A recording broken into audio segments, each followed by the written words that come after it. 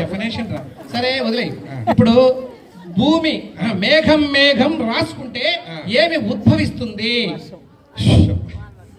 అసలు రాసుకోవడానికి వాడికి పెన్నులు బలపాలు ఇవ్వడు దిక్కులేదు. అవి రాసుకోవడం ఎందుకున్నా పైన?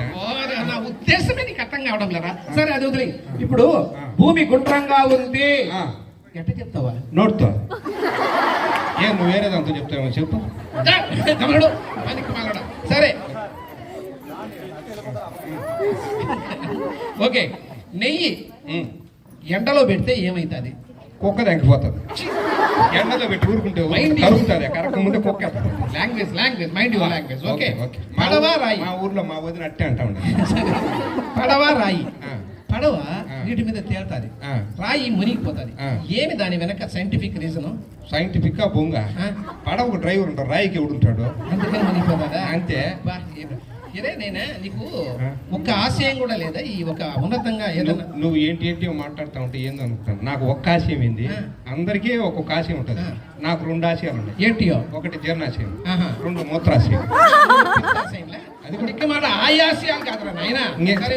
ఈ ఆశయాలు లేవురా సైన్స్ లో. సరే ఇప్పుడు సైన్స్ లో ఇంకో క్వశ్చన్. ఆడదోమ మగదోమ ఎట్ట చెప్తావా?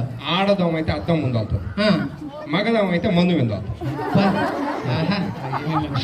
సరే ఇంగ్లీష్ లో పరిజ్ఞానం బాగుందని బ్రహ్మాండంగా. Very good. అమ్మనేమంటారా? మమ్మీ. ఇది ఒక్కటి కరెక్ట్ చెప్పినారు. అమ్మ మమ్మీ అంటారు.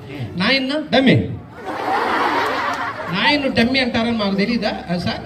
మనం బయట చెప్పుకుంటామా? నేను చెప్పుకుంటా. నీకంటే సరే. ఇప్పుడు అమ్మను మామ్ అని కూడా అంటాడు. ఒత్తు కూడా పెరిగి పారేశారా?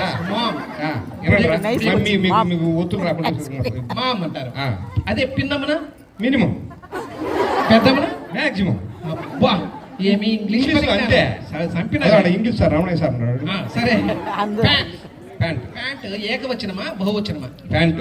ఇది పెద్ద క్వశ్చన్. చూడ నడుము దగ్గర చూడ ఒకటే ఏకవచనం, దాని కింద చూడ 2 కాళ్ళు ఉన్నాయి బహువచనం. ఏమి చెప్తారు?